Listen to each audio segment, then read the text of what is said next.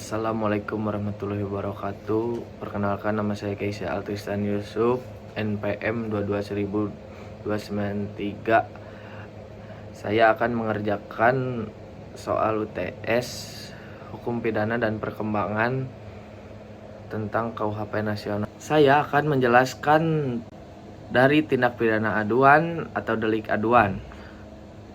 Dalam hal utamanya, tindak pidana aduan atau delik aduan mengacu pada pelaku tindak pidana hanya dapat dituntut atas dasar pengaduan. Tindak pidana aduan harus ditentukan secara tegas dalam undang-undang. Jika korban dari tindak pidana aduan tersebut masih berumur 16 tahun, maka yang berhak untuk melapor atau mengadukan yaitu orang tua atau wali. Sebagaimana yang dimaksud dari orang tua atau wali, jika tidak ada, maka keluarga sedarah dalam garis lurus itu juga berhak untuk mengadukan. Dan dalam hal jika keluarga sedarah dalam garis lurus pun tidak ada, maka keluarga dalam garis menyamping sampai derajat ketiga itu pun berhak mengadukan.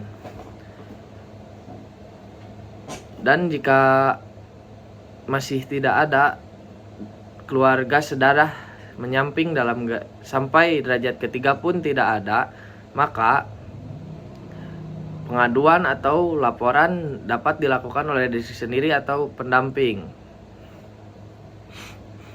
Jika korban masih di bawah pengampuan, maka yang dapat melakukan pengaduan atau laporan itu dapat dilakukan oleh pengampunya, terkecuali di bawah pengampuan karena boros. Dan jika tidak ada pengampunya, maka yang lebih berhak untuk melapor keluarga sedarah dalam garis lurus. Begitupun sebagaimana dimaksud dalam sebelum-sebelumnya, maka jika tidak ada keluarga sedarah dalam garis lurus, yang lebih berhak untuk melapor atau mengadukan yaitu keluarga sedarah menyamping sampai derajat ketiga.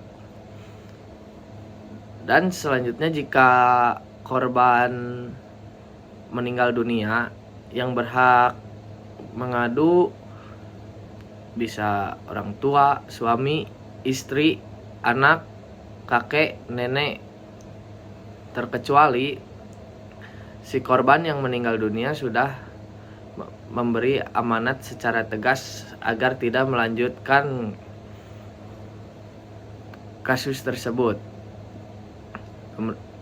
Permohonan untuk tidak dituntut.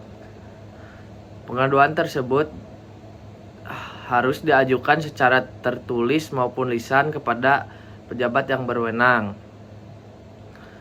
Pengaduan dapat dilakukan secara menyampaikan pemberitahuan dan permohonan untuk dituntut.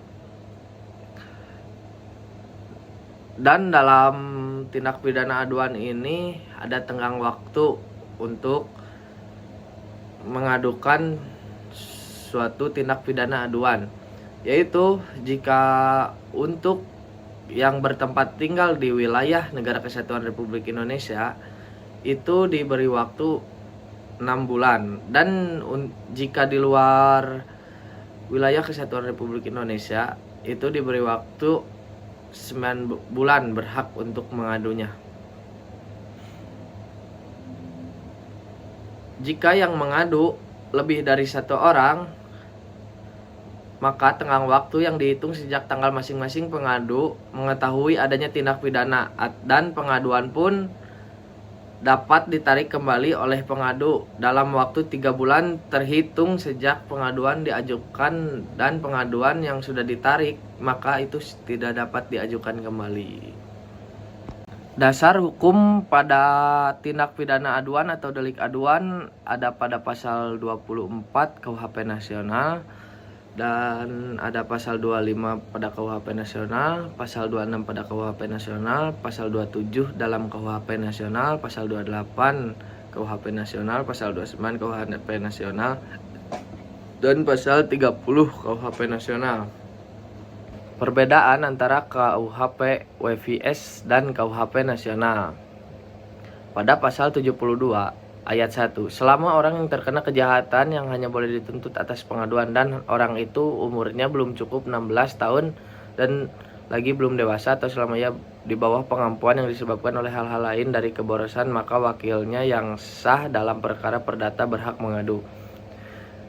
Dan pada ayat 2, jika tidak ada wakil atau wakil itu sendiri harus diadukan, maka penuntutan atas pengaduan wali, pengawas atau pengampu pengawas atau majelis yang menjadi wali pengawas atau pengampu pengawas juga mungkin atas pengaduan istri atau seorang keluarga saudara dalam garis lurus, atau jika tidak ada atas pengaduan seorang keluarga dalam garis menyamping sampai derajat ketiga. Dan isi di dalam KUHP nasional pasal 24 ayat 1, dalam hal tertentu pelaku tindak pidana hanya dapat dituntut atas dasar pengaduan. Pada ayat 2, tindak pidana aduan harus ditentukan secara tegas dalam undang-undang. Pada pasal 25 ayat 1, dalam hal korban tindak pidana aduan belum berumur 16 tahun yang berhak mengadu merupakan orang tua atau walinya. Pada ayat 2, dalam hal korban orang tua atau wali sebagaimana dimaksud pada ayat 1, tidak ada orang tua atau wali itu sendiri yang diadukan, pengaduan dilakukan oleh keluarga saudara dalam garis lurus. Dan pada ayat 3, dalam hal keluarga saudara dalam garis lurus sebagaimana dimaksud pada ayat 2 tidak ada, pengaduan dilakukan oleh keluarga saudara dalam garis menyamping sampai derajat ketiga.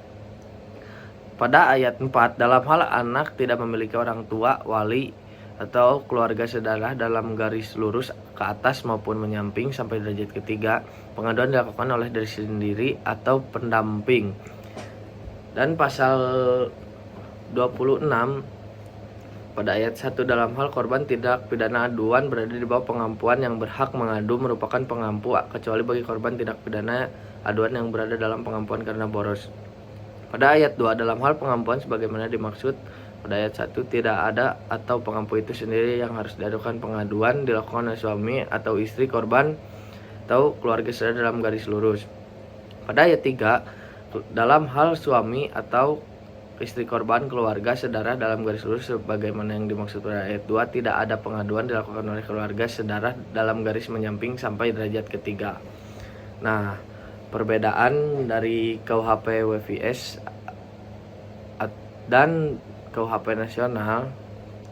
Jika di KUHP WVS itu di pasal 72 sudah mencakup keseluruhan, dan jika di dalam KUHP nasional itu lebih diluaskan dengan adanya penambahan pasal dan ayat.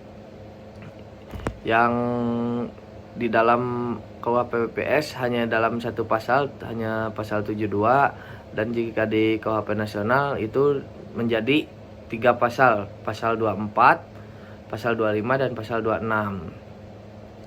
Dan pasal 73, jika yang terkena kejahatan meninggal dunia di dalam tenggang waktu yang ditentukan dalam pasal berikut, maka tanpa memperpanjang tenggang itu, penuntutan dilakukan atas pengaduan orang tua, anaknya, suami, istri yang masih hidup, kecuali kalau ternyata bahwa yang meninggal itu tidak menghendaki. Di dalam pasal KUHP nasional ini di dalam pasal 27, dalam hal korban tindak pidana aduan meninggal dunia, pengadu dapat dilakukan oleh orang tua atau anak, suami, atau istri korban, kecuali korban sebelumnya secara tegas tidak menghendaki adanya penuntutan. Jika di pasal 273 di dalam KUHP WVS itu menjelaskan adanya yang berhak untuk mengadu jika korbannya itu meninggal dunia. Tidak beda jauh di dalam KUHP nasional, tetapi di KUHP nasional itu lebih luas artiannya. Dan pada pasal 74 ayat 1, pengadu hanya boleh diajukan dalam waktu 6 bulan sejak orang yang berhak mengadu adanya kejahatan jika bertempat tinggal di Indonesia dalam waktu 9 bulan jika bertempat tinggal di luar Indonesia. Ayat 2, jika terkena kejahatan berhak mengadu pada saat tenggang waktu tersebut ayat 1 belum habis, maka setelah itu pengaduan boleh diajukan selama sisa yang masih kurang pada tenggang waktu tersebut. Dan jika di KUHP nasional itu berada di pasal 29 yang berisi ayat 1, pengaduan harus diajukan dalam tenggang waktu 6 bulan terhitung sejak tanggal orang berhak mengadu mengetahui adanya tindak pidana yang berhak mengadu tempat tinggal wilayah kesatuan Republik Indonesia. Dan 9 bulan terhitung sejak tanggal orang yang berhak mengadu adanya tindak pidana berhak mengadu tempat tinggal di luar wilayah kesatuan Republik Indonesia. Dan ada ayat 2, jika yang berhak mengadu lebih dari seorang, maka tenggang waktu sebagaimana dimaksud pada ayat 1 dihitung sejak mengadu masing-masing mengetahui adanya tindak pidana. Nah, perbedaan dari pasal 74 dengan pasal 29 itu adanya di pasal KUHP nasional pasal 29 itu ada penambahan ya pada ayat 2. Dan jika di pasal 74 itu hanya menjelaskan tentang pengaduan tenggang waktu saja. Dan pada pasal 75, orang yang mengajukan pengaduan berhak menarik kembali dalam waktu 3 bulan setelah pengaduan diajukan. Sedangkan dalam KUHP nasional pasal 30 ayat 1, pengajuan dapat ditarik kembali oleh pengadu dalam waktu 3 bulan terhitung sejak tanggal pengaduan diajukan. Pada ayat 2, pengaduan dapat ditarik kembali dan tidak dapat diajukan lagi. Pada perbedaan dalam KUHP nasional KUHP WPS pasal 75, orang yang mengajukan pengaduan berhak menarik kembali waktu 3 bulan. Dan di pasal 30 itu perbedaannya adanya juga penambahan pasal pada ayat 2, pasal 30 pada ayat 2 yang menegaskan pengaduan tidak dapat ditarik kembali, tidak dapat diajukan. Pengaduan yang ditarik kembali tidak dapat diajukan kembali. Di KUHP nasional ada penambahan pasal yang isinya tidak berada dalam KUHP WPS, yaitu pasal 28 yang berbunyi ayat 1, pengaduan dilakukan dengan cara menyampaikan pemberitahuan dan permohonan untuk dituntut. Pada ayat 2, pengaduan sebagaimana dimaksud pada ayat 1 diajukan secara lisan atau tertulis kepada pejabat yang berwenang. Baik, segitu dari penjelasan dari saya, dan saya akan membuatkan contoh perbuatan pidana atau kasus dari tindak pidana aduan. Saya membawa kasus yang berada di Indonesia, yang pernah ada di Indonesia, contoh perbuatan tindak pidana aduan, yaitu kasus pencemaran nama baik antara Ayu Thalia dan Putra Basuki Cahayapurnama atau Ahok. Baik, kronologis awalnya perseteruan antara Ayu dan Basuki, anak Putra Basuki Cahayapurnama atau Ahok, itu bermula dari laporan selebgram itu terhadap Sean atas dugaan penganiayaan di sebuah showroom. Ayu yang saat itu bekerja sebagai SPG di showroom tersebut menuding Nicholas Sean mendorong hingga terjatuh. Kasus berawal pada 27 Agustus 2021, Ayu Thalia melaporkan Nicholas Sean ke Polsek Metro Penjaringan Jakarta Utara dengan nomor laporan B1478/2021 SPKT atau Polsek Metro Penjaringan. Laporan itu terkait tindak pidana penganiayaan yang diduga dilakukan oleh Nicholas Sean terhadap terdakwa Ayu Thalia. Setelah itu Ayu memposting di Instagram di akun Ayu sambil menunjukkan luka lecet pada bagian lutut sebelah kiri dan luka lecet pada bagian tulang kering sebelah kanan. Selanjutnya, dari postingan story tersebut, banyak media yang melakukan direct message menanyakan terkait luka tersebut, meminta terdakwa menjelaskan. Kemudian Ayu Thalia menyebutkan luka tersebut sesuai dengan laporan terdakwa di Polsek Metro Jaringan Jakarta Utara. Hingga akhirnya banyak pemberitaan dari media massal terkait dengan laporan terdakwa di Polsek Metro. Ayu Thalia dituduhkan selanjutnya perkara ini Penjaringan Jakarta Utara. Pihak Sean mengatakan laporan Ayu itu tidak benar. Nicholas Sean tidak pernah melakukan perbuatan penganiayaan seperti yang Ayu Thalia tuduhkan. Selanjutnya perkara ini dinaikkan untuk tingkat proses penyidikan atau pihak kepolisian sudah memeriksa 14 orang saksi. Dari 14 orang saksi itu, penyidik kemudian memeriksa sejumlah barang bukti seperti pakaian hingga rekaman CCTV. Setelah pemeriksaan saksi dan barang bukti rampung sehingga penyelidikan atas kasus itu tak menemukan bukti pidana, sehingga polisi memutuskan menghentikan kasus itu hingga Sean melaporkan balik Ayu Thalia. Setelah mendapat keterangan saksi, polisi akhirnya mengambil keputusan menetapkan Ayu sebagai tersangka karena dugaan pencemaran nama baik. Soal kemungkinan Ayu menyelesaikan karena polisi menyelesaikan kasus ini dengan cara restoratif justice alias berdamai.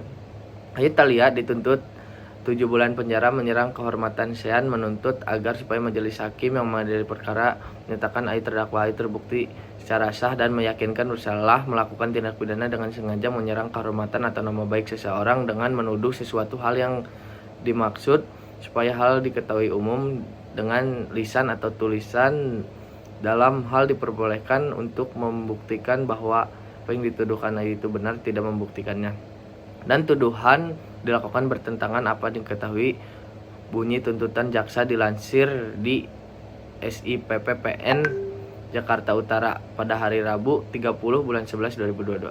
Ayu Thalia didakwa terkait pencemaran nama baik yang dilaporkan oleh anak Ahok Nicholas Sean. Ayu Thalia dinilai melanggar pasal 311 ayat 1 KUHP dan pasal 310 ayat 1 KUHP.